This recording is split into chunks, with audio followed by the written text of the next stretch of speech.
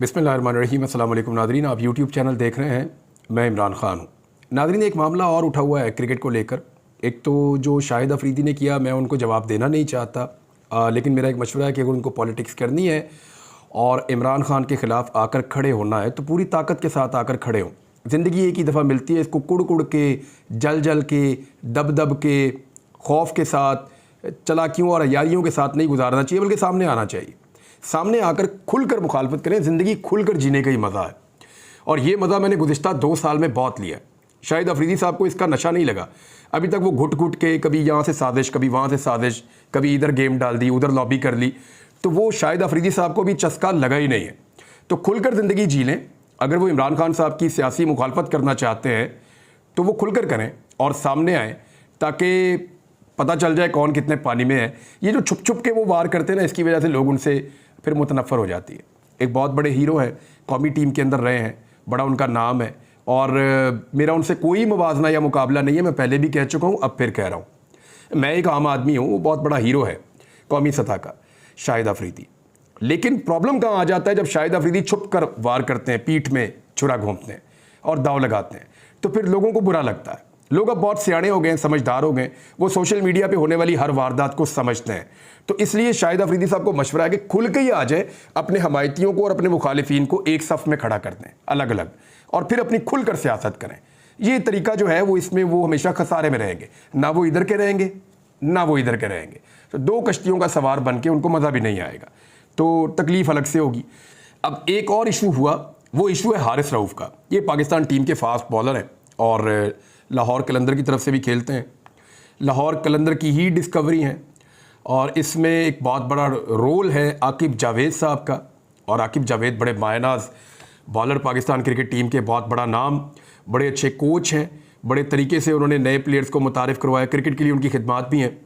और हर जगह पे ये कहा जाता है कि जब ज़नाना आपके साथ है, ख़वातीन या फैमिली आपके साथ है, तो फिर अगर जानी दुश्मन भी है वो अटैक नहीं करता।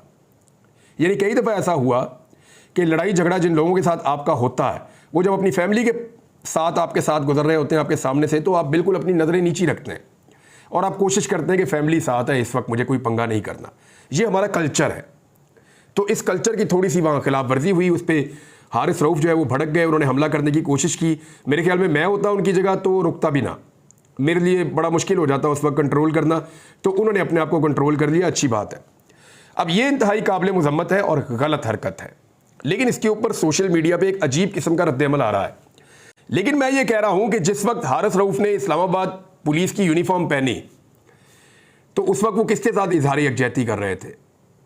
जिन लोगों को मार पड़ी उनके साथ, जिनके ऊपर जुल्म हुआ उनके साथ, इंसानी हुकूक की तंजीमें जिनके हक में बोल रही थी उनके साथ खड़े थे, या जुल्म करने वाले जाबर के साथ खड़े थे? इसको ज़रा टेक्निकली आपको मैं समझाता हूं कि हुआ ये है कि गुज़िश्ता 2.25 साल में पाकिस्तान के अंदर पाकिस्तान के रियासती इदारों ने जबर और फस्तायत का एक बाज़ार गर्म किया है, और पाकिस्तानियों के ऊपर बहुत ज़्यादा जुल्म हुआ है। ये लगातार 2.25 साल की एक तारीख है। स्पेशली पंजाब में, इस्लामाबाद में, रावलपिंडी में हमने बड़े मनाजिर देखे, ऐसे बहुत ज़्यादा मनाजिर देखे, सिंध में भी देखे। तो ये जो जबर और फस्तायत और जो जुल्म हुआ पाकिस्तानियों के ऊपर, उस वक्त जो सेलिब्रिटीज़ थी उनको या तो खामोश रहना चाहिए था या वो इसकी मजम्मत करते। यही तवक्को उनसे की जाती है ना, कि फ़नकार और खिलाड़ी जो होते हैं वो अमन के सफ़ीर होते हैं, वो अमन के साथ खड़े होते हैं, जुल्म और फस्तायत के साथ कभी नहीं खड़े होते। यही बात है ना, इसीलिए कहते हैं ना स्पोर्ट्स डिप्लोमेसी, कि खेलों के ज़रिए से आप फ़रोग देते हैं ताल्लुकात को, और आप दुनिया के अंदर अमन लाने के लिए खेलों को फ़रोग देते हैं। खेल के ज़रिए से ताल्लुकात बढ़ाते हैं, आगे बढ़ते हैं। फ़नकारों के ज़रिए से ये चीज़ें आगे बढ़ती हैं। तो फ़नकार हमेशा अमन के दाई होते हैं। वो हर जगह पे फ़नकार हों या खिलाड़ी हों, वो अमन की बात करते हैं, पीस की बात करते हैं, जुल्म और ज़्यादती के ख़िलाफ़ खड़े होते हैं दुनिया भर में। अब यहाँ क्या हो रहा था कि जो रियासत जबर कर रही थी, उसने हर उस चेहरे को जो थोड़ा मकबूल था, अपनी गैर मकबूल पॉलिसीज़ को छुपाने के लिए इस्तेमाल किया। शाहिद अफरीदी भी उनमें से एक है, ये विक्टिम है। मैं शाहिद अफरीदी को विक्टिम समझता हूँ, क्योंकि शाहिद अफरीदी एक हीरो है, उसका एक फेस है और उसकी एक मकबूलियत है। तो कोशिश ये की गई कि रियासत ने जो गंद मारा है उसके ऊपर शाहिद अफरीदी का स्टिकर चिपका दें, और वो तो इसको एक वारदात करार दे रहे हैं। एक ऐसी वारदात जिसमें पाकिस्तान के असासे बेचने का खेल खेला जा रहा है, और इस तरह बेचे जा रहे हैं कि ओने पोने बेचे जा रहे हैं, और इस तरह बेचे जा रहे हैं कि पाकिस्तानियों के ऊपर हमेशा के लिए एक बोझ पड़ जाएगा जिससे पाकिस्तानी नहीं निकल पाएंगे। गाजी बरोथा वाला जो इंसिडेंट है उसकी मैं बात कर रहा हूं। लेकिन इस वक्त पहले फोकस कर लेते हैं लोड शेडिंग पे और खैबर पख्तूनख्वा के इशू के ऊपर, क्योंकि धांधली के अंदर भी एक और बजट के हवाले से भी एक बड़ी आम खबर मेरे पास मौजूद है। अभी मैं आपको वो दे देता हूं, लेकिन जो बड़ा स्कैंडल है उसके ऊपर बात करेंगे हम नेक्स्ट या उससे नेक्स्ट वीलॉग में।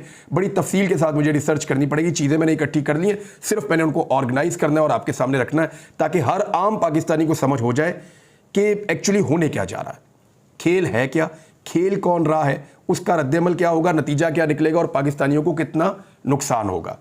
अली अमीन गंडापुर ने, क्योंकि लोड शेडिंग खैबर पख्तूनख्वा में बहुत तबाही की हो रही है, इस वक्त गर्मी की एक लहर है पूरे मुल्क में। पंजाब में लोड शेडिंग नहीं हो रही, मैं पंजाब में मौजूद हूँ तो यहाँ पे लोड शेडिंग उस तरह से नहीं हो रही। शादो नादर बिजली जाती है फिर आ जाती है, कोई मैंने आज के दिन में तो मैंने लोड शेडिंग देखी भी नहीं लाहौर में। लेकिन खैबर पख्तूनख्वा में 18 घंटे, 20 घंटे, बाज़ जगहों पे 22 घंटे तक भी लोड शेडिंग हुई। इवन मैं जब मालाकंड में था चंद दिन पहले तो वहाँ पे हर घंटे के बाद लोड शेडिंग हो रही थी, और हर घंटे के बाद बाज़ का 2 घंटे भी लोड शेडिंग होती थी, तो वहाँ 15 घंटे तक का भी दौरानिया मैंने नोट किया लोड शेडिंग का। हालांकि जो मालाकंड के अपने 3 मनसूबे हैं, मालाकंड 1, मालाकंड 2, मालाकंड 3, 200 मेगावाट बिजली तो वो खुद अपनी बनाते हैं। तो 200 मेगावाट बिजली में से उनकी जो ज़रूरत है वो जुनैद अकबर साहब के बकौल उनकी 3 मेगावाट की ज़रूरत है उनकी मैक्सिमम।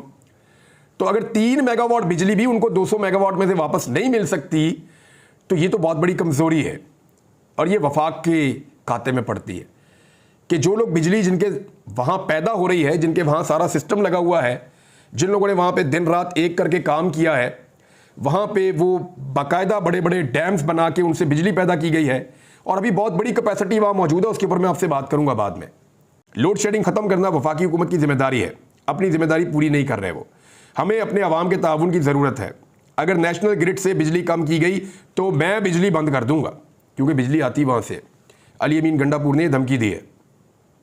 देखिए, मामला यहाँ तक आना नहीं चाहिए, ये पूरा पाकिस्तान है, किसी एक सूबे की बात को अलग नहीं करना चाहिए। लेकिन जब आप एक सूबे के लोगों को दीवार के साथ लगाएंगे, आप उनसे इंतकाम लेंगे और वहाँ की बिजली को कट डाउन करेंगे, कम से कम करेंगे, वहाँ लोड शेडिंग को आप बढ़ाएंगे, तो वहाँ के लोगों में एहसास महरूमी पैदा होगा।